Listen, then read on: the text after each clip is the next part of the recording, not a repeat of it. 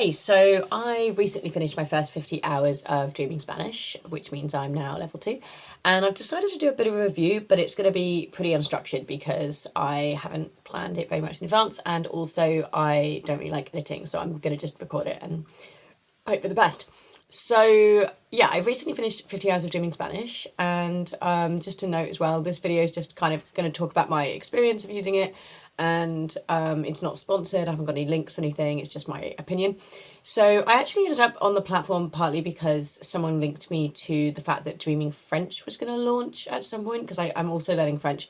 And I ended up kind of just wanting to like get a feel for the platform, and I kind of ended up doing Dreaming Spanish. I started in mid-June. I've been doing like just over an hour a day. I think an hour and 20 minutes has been my average, and just sort of this is kind of how it's been going for me. So first of all, I did sign up for premium right away, or after I watched a few videos, because it was it's around $8 or £6.50 a month, which I kind of just thought is, you know, compared to other similar streaming platforms and language apps and platforms and things, I just thought that was quite good value, especially if they've got a lot of content. And to be honest, my opinion is if you can afford it, it's worth it, especially if you're at like the more beginner level. Like really, really beginner level, it's harder to find appropriate content for your level elsewhere. Whereas if you're like more intermediate, then it probably matters less. So it was interesting for me as well. So I'm you can probably tell from my accent, I'm British. I'm actually a British, I'm actually a US UK dual national, but I've been brought up and live in the UK. So I mostly speak sort of British English.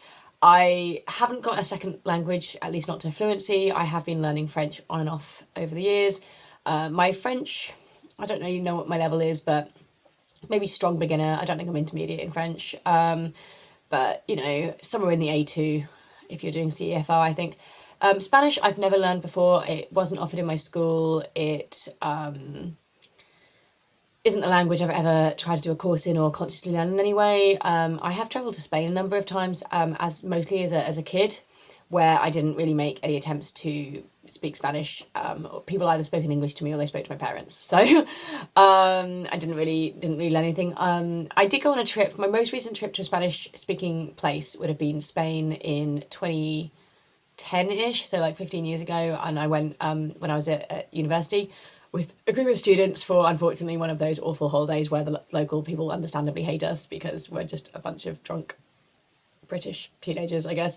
And I don't recall attempting to speak any Spanish on that trip beyond saying thank you.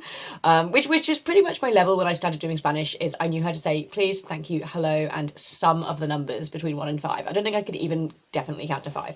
So pretty much 0, and I kind of started watching these videos, and so two kind of things immediately that will be my thoughts, which is, one, I think they do a very good job of creating engaging content at super beginner level, which I think is very difficult to create content that's actually engaging at that level of language.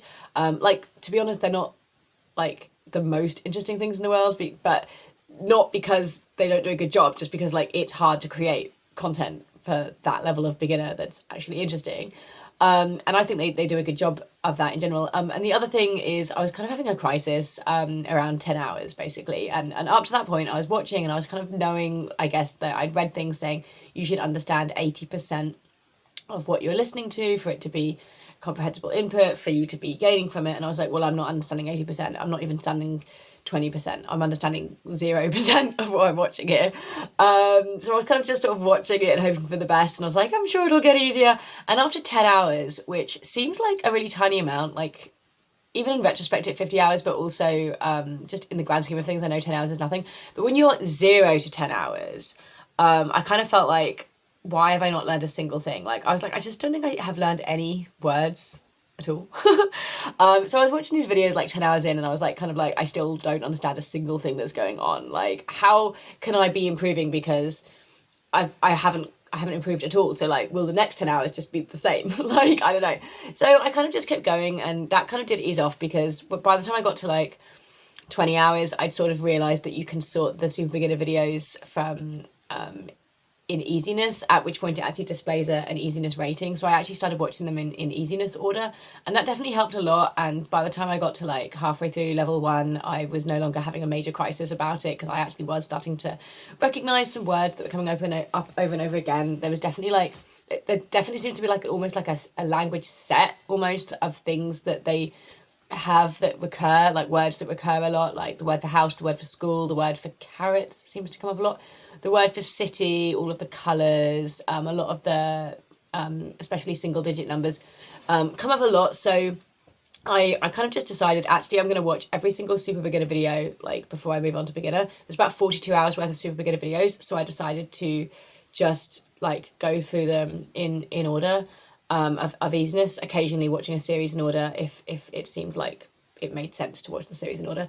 And that definitely really helped me a lot, especially because when I got to the end of super beginner, which was around 42 hours, because there's about 42 hours worth of super beginner videos, and I went to the easiest beginner videos, I found them really easy because they were easier than the hardest super beginner videos. There is an overlap. So yeah, so that was really good, and it's really great now. I'm actually, I think, about 52 hours to be watching beginner videos where I can tell that they're saying more than they were in the super beginner ones that I started with that had me completely stumped, and I'm actually following what's going on, and that kind of feels really exciting. So yeah, so that's kind of been part of the positive experience for me. I think the other thing as well, I think there sometimes there's discussion about how effective doing Spanish is as a method, basically. And to me, it doesn't really matter that much, because like whether it's effective or not in my decisions to use it, because I'm not necessarily going to do it in a 100% pure, like to the letter, follow the roadmap instructions way.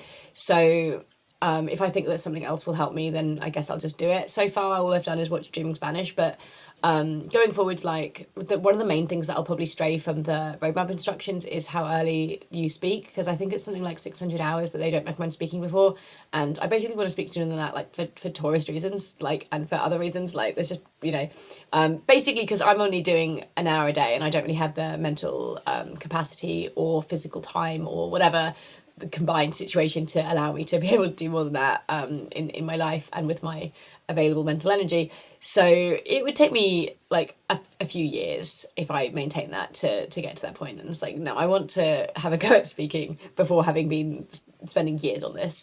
So yeah, that's probably the main thing that I will do sooner than recommended by the Dreaming Spanish method.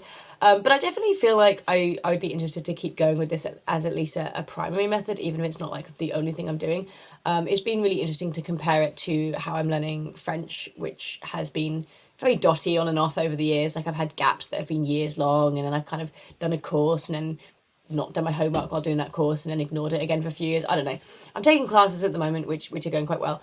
But yeah, it's interesting to kind of see how it feels compared to that. Like in French, my reading is much stronger than my listening, especially because I originally learned in school. Whereas obviously in Spanish, doing Dreaming Spanish, I'm only listening.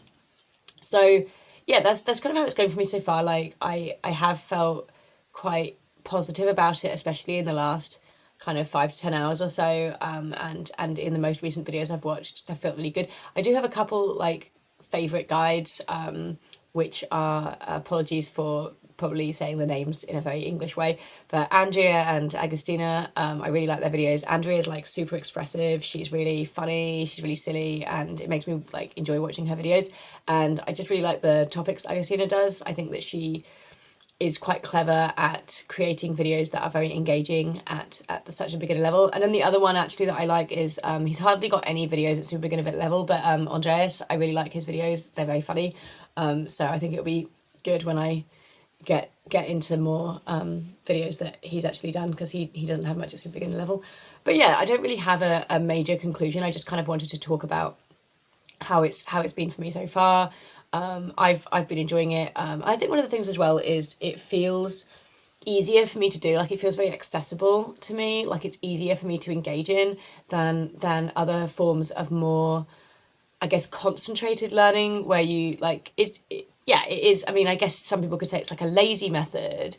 But yeah, I think that's, in a way, that's like a good thing. It makes it easier for me to fit it into my day. Like I don't think I would have taken on learning another language if I couldn't do it as passively as this. So yeah, even if it's not the most effective way of learning, it's probably the most effective for me right now, because I just don't think I have the mental or emotional capacity to engage in a more active way at the moment. And so yeah, to just give me a start in quite a easy way of kind of just watching these videos has been really good. So I'm probably going to continue with it. My goal is, I actually have recently reset my goal on Dreaming Spanish, because I actually had it set to 30 minutes a day, even though I've been averaging over an hour.